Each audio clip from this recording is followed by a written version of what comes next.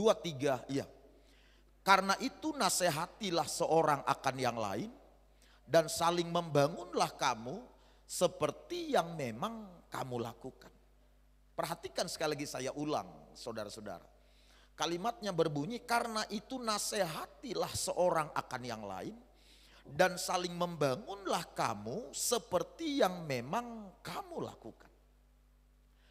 Nah, konteks penulisan ayat Alkitab ini, ibu bapak saudara-saudara, 1 Tesalonika pasal 5 ayat 1 sampai 11 ini ditulis karena dilatar belakangi dua persoalan. Dua persoalan yang melatar belakangi penulisan 1 Tesalonika 5 ayat 1 sampai 11 ini antara lain, yang pertama adalah persoalan perilaku atau persoalan kehidupan sehari-hari. Lalu persoalan kedua yang melatar belakangi penulisan 1 Tesalonika 5 ayat 1 sampai 11 ini, persoalan kedua ialah masalah teologi, persoalan teologi atau persoalan ajaran kekristenan yang disampaikan di kota Tesalonika pada kala itu. Nah, ada apa dengan dua persoalan ini? Sehingga kedua persoalan ini menjadi latar belakang Rasul Paulus menuliskan pesan atau kebenaran ini kepada gereja Tuhan yang ada di kota Tesalonika pada kala itu. Saudara-saudara, pada saat di mana situasi ketika ayat Alkitab ini ditulis oleh Rasul Paulus, orang-orang di Tesalonika sedang diperhadapkan dengan situasi kesesakan. Mereka diperhadapkan dengan keadaan yang penuh dengan kesukaran. Keadaan kesesakan, kesukaran terjadi di kota Tesalonika pada kala itu. Dan otomatis turut dialami oleh orang-orang yang percaya yang beribadah di gereja di Tesalonika. Kalau saya ngomong Tesalonika, lupakan simpang selayang. Jangan keburu lapar dulu ibu bapak.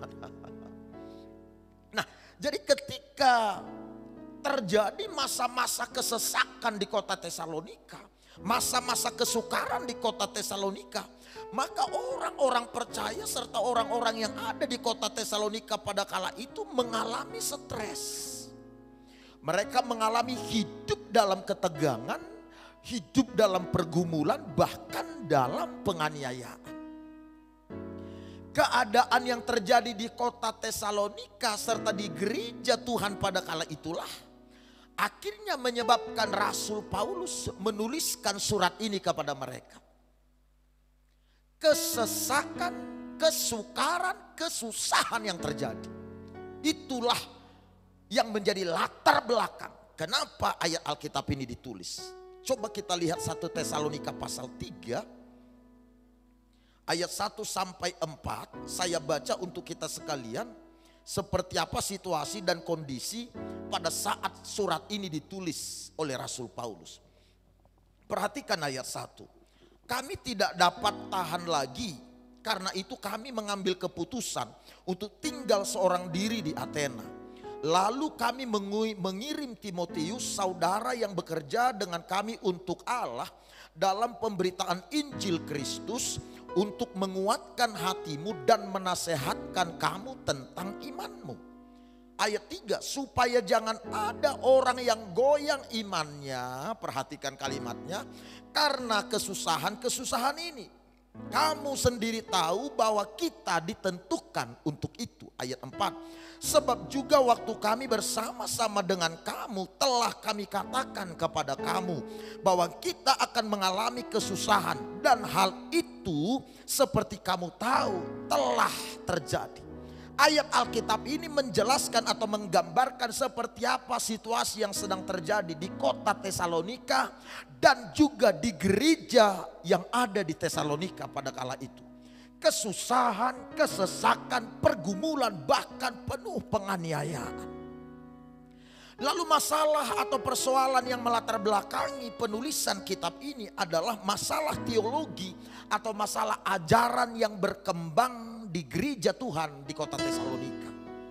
Di dalam gereja di Tesalonika ternyata telah terjadi kesalahpahaman mengenai ajaran apa yang akan terjadi pada orang percaya yang meninggal.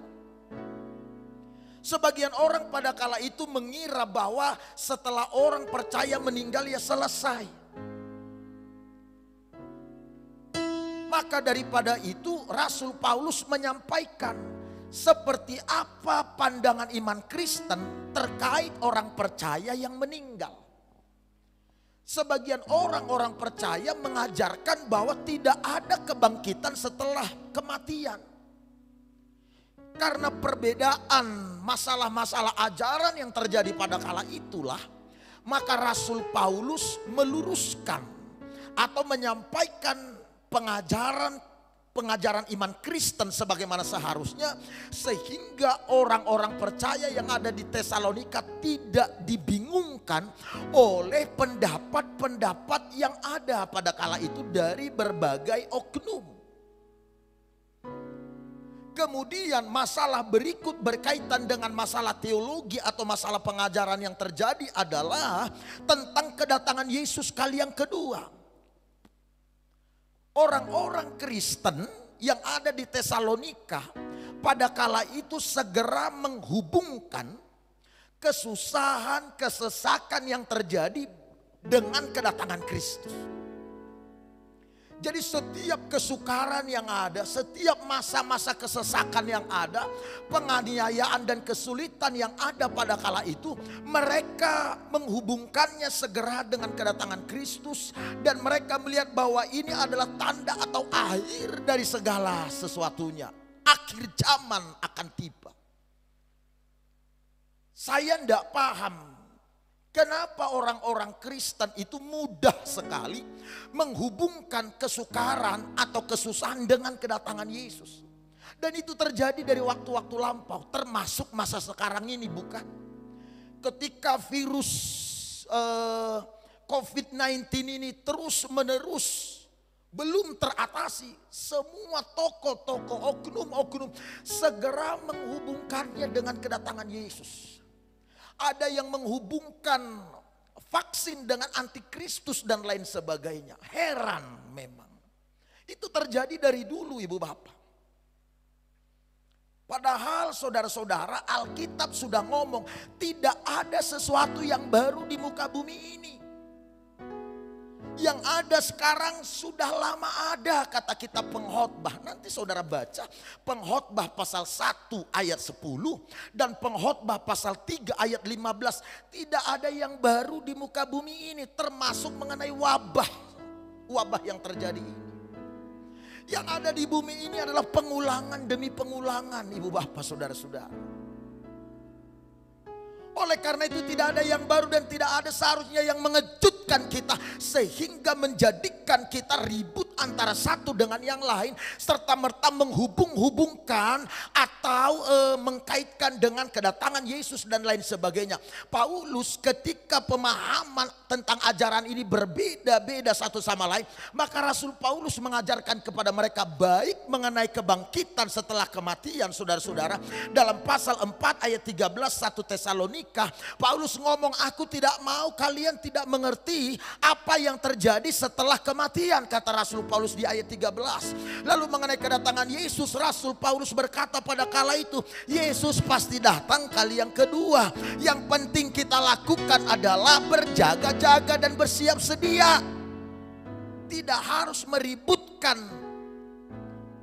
pengajaran atau pemahaman yang satu dengan pemahaman yang lain. Yang penting berjaga-jaga, sebab tak seorang pun tahu kapan kedatangannya itu.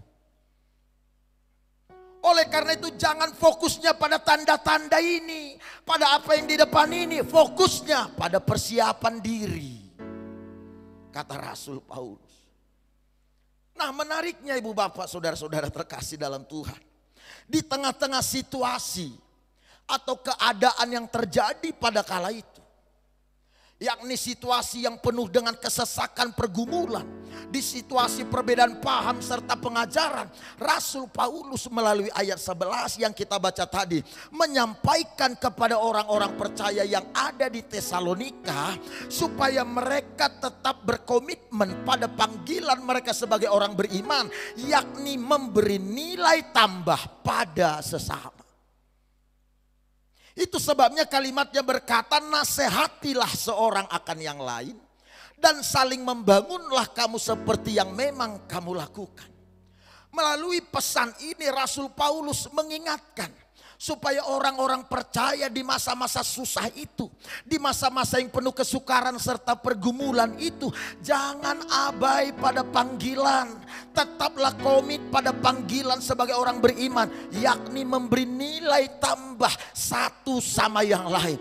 Jangan sibuk saling mempertentangkan pemahaman, jangan sibuk saling mempertentangkan ajaran. Sibuklah untuk memberi nilai tambah satu dengan yang lain, kata Rasul Paulus.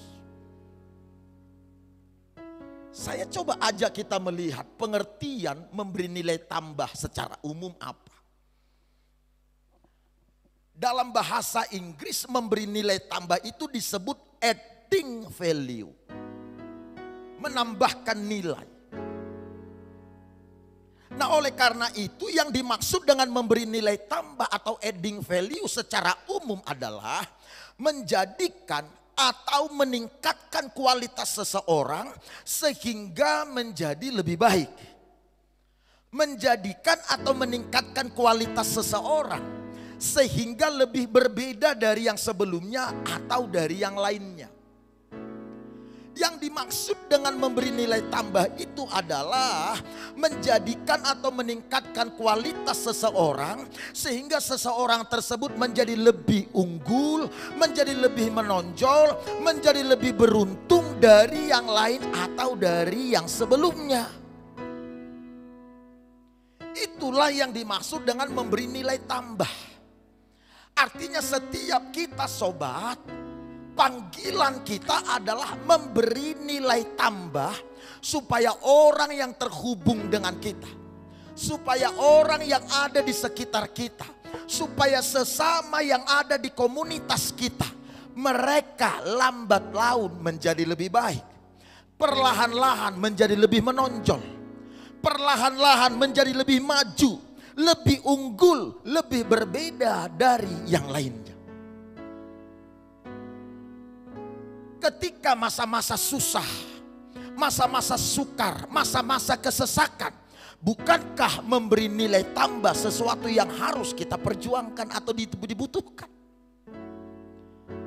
Ketika masa-masa kesesakan terjadi di Tesalonika, satu sama lain saling menyalahkan, satu sama lain saling memfokuskan kepada kepentingan diri sendiri, pada kehidupan sendiri, pada persoalan sendiri dan lain sebagainya.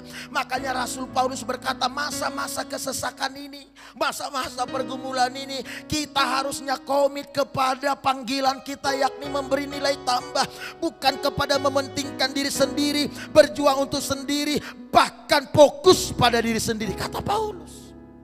Ayo ibu bapak, masa-masa sulit, masa-masa sukar yang terjadi sekarang ini, kita diminta supaya kita komit pada panggilan, memberi nilai tambah pada orang-orang yang ada di sekitar kita. Yang paham boleh katakan amin. Nah, berbicara mengenai memberi nilai tambah itu Bapak Ibu, memberi nilai tambah itu merujuk pada atau mengacu kepada seberapa besar kontribusi kita terhadap pertumbuhan seseorang. Seberapa besar kontribusi kita terhadap kemajuan seseorang. Seberapa besar kontribusi kita terhadap peningkatan nilai, peningkatan kualitas, peningkatan pengaruh, bahkan dalam praktek pekerjaan, peningkatan pendapatan seseorang. Seberapa besar kontribusi kita. Karena itulah dalam ayat 11 itu Rasul Paulus tadi berkata, nasihatilah seorang akan yang lain. saling membangunlah, nasihatilah, bangunlah. Definisi atau pengertian sederhananya adalah doronglah seseorang untuk maju. Desaklah seseorang untuk maju. Semangatilah, yakinkanlah, arahkanlah untuk maju. Itulah pengertian umum atau pengertian sederhana dari nasihatilah, bangunlah. Di mana saudara pernah melihat orang memberi nasihat itu adalah mengajarkan kepada orang itu untuk makin terpuruk atau melakukan hal-hal yang buruk, hal-hal yang salah, hal-hal yang negatif. Itu bukan nasihat. Nasihat biasanya mendorong mereka untuk bangkit, mendorong mereka untuk bersemangat, memberikan kepada mereka gairah untuk menghadapi dan menyelesaikan persoalan atau masalah-masalah yang dihadapi.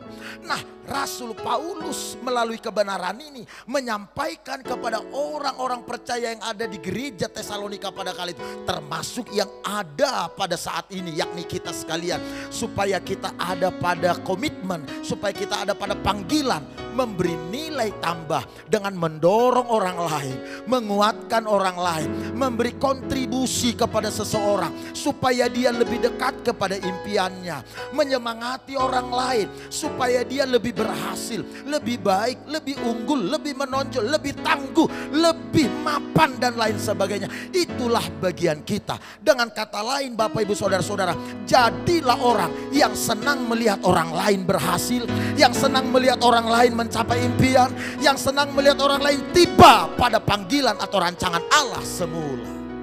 Jadilah pribadi sedemikian rupa. Tuhan memanggil kita untuk kita menjadi berkat. Tuhan memanggil kita supaya melalui hidup kita, kita bisa memperbaiki kehidupan orang lain, bukan? Tuhan memanggil kita supaya melalui kehidupan kita orang lain termotivasi untuk menghormati Tuhan. Yang setuju kita berikan tepuk tangan bagi Tuhan Allah. Karenanya kawan, adalah di posisi memberi nilai tambah pada seseorang. Setiap kali saudara bangun pagi, yang harus saudara lakukan, yang harus saudara doakan adalah, Tuhan tuntun aku untuk bertemu dengan orang-orang yang harus aku dorong, yang harus aku bantu, yang harus aku support, yang harus aku topang. Jadilah pemberi nilai tambah pada orang-orang di sekitar kita. Kalau saudara belajar dari Yesus Kristus, ketika Yesus tampil di pelayanan di muka umum pada kala itu, ketika dia mengajar, dalam pengajarannya Yesus menyampaikan kepada orang-orang percaya, pada para muridnya. Pengajaran Yesus pada kala itu ialah berkaitan dengan memberi nilai tambah. Yesus berkata begini, hal kecil apapun yang kita berikan kepada orang lain, hal kecil apapun yang kita lakukan pada seseorang, dalam rangka memberi nilai tambah, Allah memperhatikannya dari surga.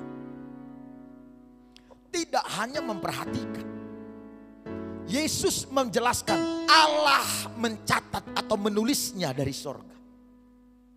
Dia mencatat, menulis hal apa yang saudara lakukan terhadap seseorang. Dorongan, bantuan, perhatian, semangat yang saudara berikan, nasihat yang saudara berikan, dia perhatikan dan dia catat. Bahkan lebih terang benderang Yesus bicara. Ketika kita memberi nilai tambah pada orang lain dalam kategori atau bentuk apapun, kita tidak kehilangan upah kita di surga. Tidak hanya diperhatikan, tidak hanya dicatat, tapi kita juga diberikan upah. Sehingga tidak pernah berlalu sia-sia apapun yang kita lakukan kepada seseorang. Dukungan, dorongan, semangat tidak pernah berlalu sia-sia. Coba kita baca apa nasihat Yesus atau ajaran Yesus pada kala itu. Matius 10 ayat 42. Kita baca bersama-sama 2-3, iya. Dan barang siapa memberi air sejuk secangkir saja pun kepada salah seorang yang kecil ini, karena ia muridku, aku berkata kepadamu, sesungguhnya ia tidak akan kehilangan upahnya daripadanya. Perhatikan, sesungguhnya ia tidak akan kehilangan upahnya daripadanya. Dengan kata lain, Yesus mau berkata, tidak peduli hal sekecil apapun yang saudara perbuat untuk menolong orang lain, untuk membantu orang lain, untuk mendorong dan menyemangati orang lain supaya tiba pada keberhasilan, supaya lebih kuat, supaya mampu menghadapi persoalan dan tantangannya. Tidak peduli apa bentuk support saudara, bahkan dalam bentuk nasihatkah, dalam bentuk senyumkah, dalam bentuk topangan secara langsung finansial atau apapun. Alkitab berkata kita tidak kehilangan upah kita. Artinya tidak ada satu hal pun yang berlalu sia-sia tanpa penghargaan dari sorga. Sorga menyediakan yang terbaik pada kita ketika kita berkomitmen menjadi pemberi nilai tambah. Saudara barangkali berkata, tetapi Pak Gembala, saya sudah tolong orang itu, saya sudah bantu, tapi dia tidak tahu berterima kasih. Dia tidak memberi penghargaan, dia tidak balas budi. Aku mau ngomong, izinkan saya meyakinkan saudara. Dengar sobat, saudara tidak perlu tepuk tangan dari sesama. Saudara tidak membutuhkan seruan elu-eluan dari sahabat-sahabat. Bahkan sesungguhnya saudara tidak membutuhkan pujian dari mereka, hadiah dari mereka karena saudara sudah menolong dia. Bahkan promosi serta hal-hal yang lainnya. Sebab Allah menyediakan upah bagi kita atas hal apapun yang kita lakukan demi kebaikan sesama atau demi kemajuan sesama kita. Yang terpenting adalah Tuhan, Pak, bukan apa yang dilakukan orang pada kita. Asal saudara paham, yang namanya melayani Tuhan itu adalah melayani sesama yang ada di depan mata. Saudara tidak bisa disebut melayani Tuhan tanpa memberi nilai tambah pada orang yang ada di sekitar kita. Dan saya mau beritahu sama saudara, tidak ada orang yang terlalu terhormat untuk bisa menolong sesamanya. Tidak ada orang yang terlalu besar, terlalu kaya, terlalu luar biasa, kuatnya, tangguhnya, tingginya, posisinya hanya untuk mengurusi urusan-urusan kecil pada sesamanya.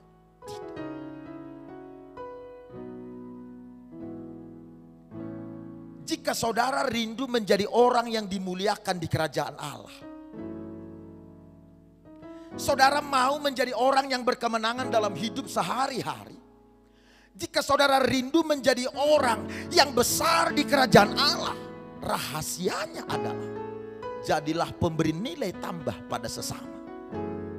Jadilah orang yang suka membantu sesama, menolong sesama, menguatkan sesama, mendorong mereka untuk maju lebih cepat mencapai impian-impian. Satu waktu kawan, Yesus berjalan-jalan bersama dengan para murid-muridnya dari satu kota ke kota. Di tengah perjalanan, Yakobus dan Petrus meminta atau menyampaikan permohonan pada Yesus. Dalam Markus pasal 10 dikisahkan begini. Yakobus dan Petrus berkata, "Guru, apabila nanti engkau datang membangun atau mendirikan kerajaan, atau apabila nanti di kerajaan Allah nantinya, di kerajaan Allah yang ada itu, jadikanlah aku di sebelah kanan dan dia di sebelah kiri." Itulah permohonan mereka kepada Yesus. Lalu kemudian saudara-saudara merespon permohonan mereka. Yesus berkata begini, "Hal duduk di sebelah kiri atau di sebelah kananku tidak perlu engkau tahu sekarang." Lalu Yesus menyampaikan lebih tajam, "Barang siapa yang ingin menjadi terkemuka di kerajaan sorga, hendaklah dia menjadi pelayanmu. Barang siapa yang ingin menjadi besar di kerajaan sorga, hendaklah dia menjadi hamba bagi sesamanya." Dengan kata lain kawan, ayat Alkitab itu mau memberitahukan kunci untuk dimuliakan di kerajaan Allah nantinya. Bukan berbicara berapa besar pencapaian saudara di muka bumi ini. Kunci untuk menjadi terkemuka di kerajaan Allah nantinya, besar di kerajaan Allah nantinya, Tidak ada kaitannya dengan berapa besar dan berapa banyak prestasi-prestasi yang saudara peroleh. Berapa hebat kepemilikan kita, tidak. Kunci untuk menjadi terkemuka, terbesar, dimuliakan di kerajaan Allah ialah apabila kita menjadi pemberi nilai tambah pada sesama, pada orang-orang yang ada di sekitar kita. Yang setuju boleh kita berikan tepuk tangan bagi Tuhan Allah. Tepuk tangannya yang meriah. Katakan amin. Karenanya biarlah setiap kita memfokuskan kepribadian kita. Posisi kita ada pada panggilan menjadi pemberi nilai tambah. Ketika Yesus ngomong, barang siapa memberi secangkir air putih pada sahabatku ini, pada muridku ini, dia tidak akan kehilangan upahnya. Ketika Yesus ngomong ini, ibu bapak, Yesus tidak sedang berbicara mengenai sebuah kegiatan yang kita lakukan sesekali. Karena lagi ada datang tamu, kita berikan atau kita suguhkan air sejuk. Ketika Yesus bicara siapa saja memberikan secangkir air putih pada yang paling hina ini, dia tidak kehilangan upahnya. Dia tidak sedang berbicara mengenai aktivitas yang kita lakukan apabila kita lagi mau atau lagi berkehendak. Ketika dia ngomong siapa memberi secangkir air putih, dia tidak kehilangan upahnya. Dia sedang menekankan, dia sedang mengajarkan supaya kita menjadikan memberi nilai tambah pada sesama menjadi gaya hidup kita setiap hari. Jadilah orang yang senang melayani sesama. Jadilah orang yang suka membantu sesama. Jadilah orang yang memberikan dukungan pada sesama. Jadilah orang yang berlomba-lomba memberi kontribusi pada keberhasilan sahabat kita. Jangan menjadi orang senang melihat orang susah. Susah melihat orang senang. Kebalikannya, kita harus senang melayani sesama. Yang setuju tepuk tangan sekali lagi bagi Tuhan Allah. Sebelum saya tiba di slide terakhir ini, tolong perhatikan ibu bapak. Yesus, dia memberi teladan kepada kita. Bagaimana dia senang melayani sesama. Memberi nilai tambah pada orang-orang yang ada di sekitar. Tidak heran kalau kemudian kita Filipi pasalnya yang kedua melaporkan bahwa kepada Yesus diberikan nama di atas segala nama. Serta setiap lutut bertekuk di hadapannya, lidah mengaku bahwa Yesus adalah Tuhan. Kenapa Yesus punya nama luar biasa dahsyat ini? Dalam praktek kehidupan yang dia perlihatkan, Yesus adalah sosok yang senang memberi nilai tambah pada sesamanya. Suatu saat sepulang dari pelayanan dari satu desa ke desa lain, kemudian Yesus bersama dengan para murid-muridnya naik ke tempat mereka menginap. Di sebuah loteng mereka naik di sana dan siap untuk makan malam. Saking lelahnya dalam perjalanan, para murid lupa membasuh kakinya, langsung saja naik di loteng. Siap-siap untuk bersantap, saking lelah dan laparnya. Melihat apa yang terjadi ibu bapak saudara-saudara, Yesus dalam Yohanes pasal 13, Yesus mengambil baskom lalu menaruh air ke dalamnya, dan mengambil handuk lalu menaruh di lehernya. Kemudian dia mendatangi murid-muridnya dan membasuh kaki para murid-murid. Sobat, Yesus adalah penguasa tunggal atas alam semesta pada kala itu dan sampai hari ini. Oleh karena dia adalah pemegang kuasa atas sorga dan bumi, sesungguhnya Yesus bisa saja memerintahkan para malaikatnya untuk membersihkan kaki para murid-muridnya yang telah berdebu, berbau dan kotor sekali. Tapi Yesus tidak melakukan. Yesus bisa saja memerintahkan para muridnya atau orang lain untuk melakukan tugas tersebut, membersihkan kaki para murid-muridnya dari debu dan dari kotoran yang melekat di kaki mereka. Tapi Yesus tidak melakukan. Alkitab itu memberitahukan dengan senang hati Yesus mengambil air dalam baskom, lalu membasuh kaki para murid-muridnya hingga bersih dan menyekanya dengan handuk yang ada di lehernya. Setelah aktivitas rohani itu dilakukan oleh Yesus, kemudian Yesus berkata kepada para muridnya, karena mereka mempertanyakan kenapa Yesus melakukan itu. Yesus berkata begini, kalau aku yang adalah Tuhan dan gurumu melakukan hal ini, maka kamu harus melakukannya. Dengar sobat, Yesus tidak hanya sekedar meneladankan bagaimana pentingnya melayani sesama atau memberi nilai tambah pada sesama, tapi Yesus juga memberi perintah untuk melakukannya karena kita adalah murid-murid Kristus. Makanya di gereja Church of God yang ada di Amerika, pusat Pentakosta dunia di Cleveland, Tennessee, kegiatan membasuh kaki itu adalah sakramen, karena itu adalah perintah. Tidak ada gereja di Indonesia yang melakukan itu sebagai sakramen. Kalau di gereja Tennessee, Cleveland Church, di Cleveland itu di Amerika, pusat Pentakosta seluruh dunia ada di sana. Itu masuk dalam sakramen. Pembasuhan kaki itu sakramen. Karena Yesus ngomong, kalau aku yang adalah Tuhan dan gurumu melakukannya, kamu juga harus. Itu perintah. Sama seperti perjamuan kudus adalah perintah, membaptis orang adalah perintah.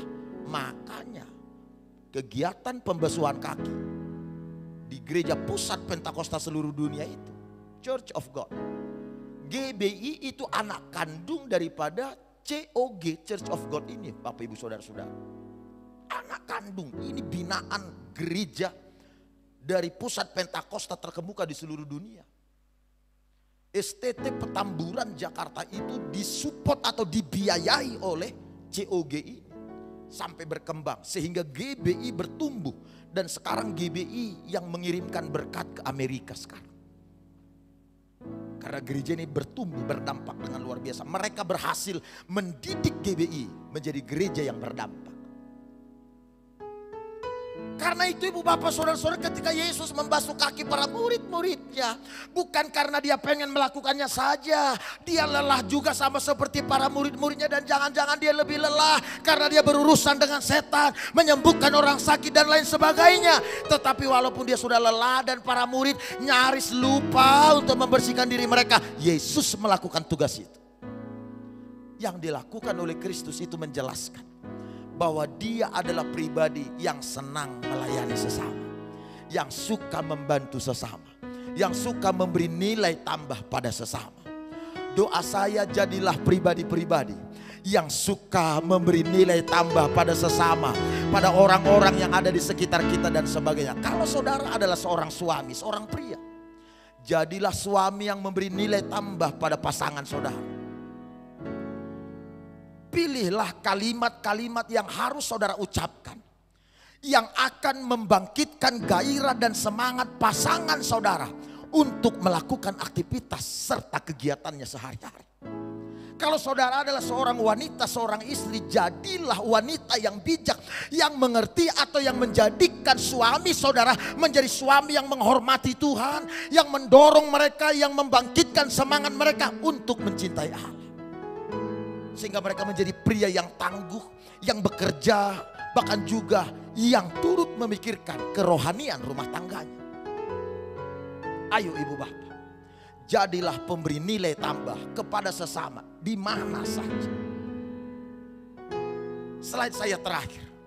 Kalau membaca Alkitab mulai dari kitab Kejadian sampai dengan kitab Wahyu Bapak Ibu, saudara akan menemukan bahwa panggilan kita sebagai orang Kristen, orang percaya, bukan untuk menerima melainkan untuk memberi. Panggilan kita sebagai orang percaya adalah untuk memperbaiki orang lain, kehidupan orang lain, bahkan untuk mendorong orang lain lebih cepat tiba di impian-impiannya. Makanya dalam Kisah Para Rasul, Dr. Lukas menulis demikian. Kisah Rasul pasal 20 ayat 35. Dr. Lukas adalah penulis dari kitab Kisah Para Rasul dan juga penulis dari kitab Injil Lukas. Coba kita baca bersama-sama. Pasal 20 ayat 35. 23 ya. Dalam segala sesuatu telah kuberikan contoh kepada kamu, bahwa dengan bekerja demikian kita harus membantu orang-orang lemah dan harus mengingat perkataan Tuhan Yesus. Sebab ia sendiri telah mengatakan, adalah lebih berbahagia memberi daripada menerima.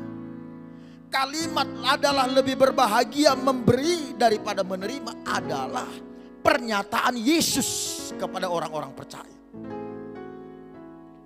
Oleh karena itu memperhatikan kebenaran ini ibu bapak saudara-saudara, maka kita bisa merangkum bahwa panggilan kita sebagai orang Kristen bukanlah untuk menerima, tapi untuk memberi. Bahkan kalau dipikir-pikir kalimat yang tertulis ini, yakni kalimat terakhir adalah lebih berbahagia memberi daripada menerima. Kalau ini kita renung-renungkan, maka kita akan tiba pada pemikiran seperti ini. Jangan-jangan alasan kenapa banyak orang tidak pernah mengalami hidup yang berbahagia sepanjang hari, karena mereka tidak menjadi orang yang memberi nilai tambah pada orang lain atau pada sesamanya. Jangan-jangan mereka adalah orang yang berfokus pada diri sendiri, mementingkan diri sendiri, hidup untuk ambisi sendiri, masalah sendiri, kepentingan sendiri, capaian-capaiannya sendiri, semuanya berpusat pada diri sendiri. Dan dengar sahabat-sahabat terkasih, orang yang berpusat pada diri sendiri, orang yang memfokuskan kehidupannya pada diri sendiri, berfokus pada diri sendiri akan membuat orang ini terhalangi untuk mendapatkan hal-hal baik di masa depan, di hari esok. Fokus pada diri sendiri membatasi kita untuk melihat hari-hari baik terjadi di depan. Oleh karena itu yang dilakukan oleh anak-anak Tuhan seharusnya adalah bukan bagaimana supaya saya mendapatkan lebih banyak, bagaimana supaya saya membelanjakan lebih banyak, bagaimana supaya saya memiliki lebih banyak. Lebih banyak tidak pernah menjadi solusi atas persoalan-persoalan kita sehari-hari dan tidak pernah memuaskan kita. Dan memang seberapakah yang disebut dengan lebih banyak itu yang disebut cukup bagi kita. Oleh karena itu kita harus naik satu level. Kita harus abaikan kehidupan yang salah, yang keliru itu. Panggilan kita adalah memberi nilai tambah. Apa yang saudara miliki, hal sederhana atau hal kecil sekalipun yang saudara miliki, itu sangat dibutuhkan oleh orang-orang yang ada di luar sana. Senyum yang saudara miliki diperlukan orang di luar sana. Dorongan saudara, nasihat saudara itu diperlukan oleh orang-orang tertentu di luar sana. Sehingga dia menjadi bergairah, sehingga dia menjadi bersemangat, sehingga dia menjadi lebih tangguh dan lebih tertantang untuk menghadapi persoalan-persoalannya. Talenta yang saudara miliki, bakat, potensi, pengetahuan yang saudara miliki, semua itu dibutuhkan oleh orang-orang di luar sana untuk menjadikan mereka lebih berhasil, bangun dari keterpurukan, bahkan lebih gigih lagi menjalani hari-hari dan panggilan mereka. Karenanya fokuslah menjadi memberi nilai tambah pada orang lain. Yesus berkata dalam Matius pasal 25, apa yang kamu lakukan pada orang yang paling hina ini, apa yang tidak kamu lakukan pada mereka, sesungguhnya kamu tidak lakukan kepadaku. Kita tidak bisa melayani Tuhan tanpa berbuat pada sesama. Doaku pada kita sekalian di hari-hari ini, mari kita menjadi pribadi memberi nilai tambah pada orang-orang. Hal kecil apapun yang bisa saudara lakukan, jadilah pemberi nilai tambah. Tuhan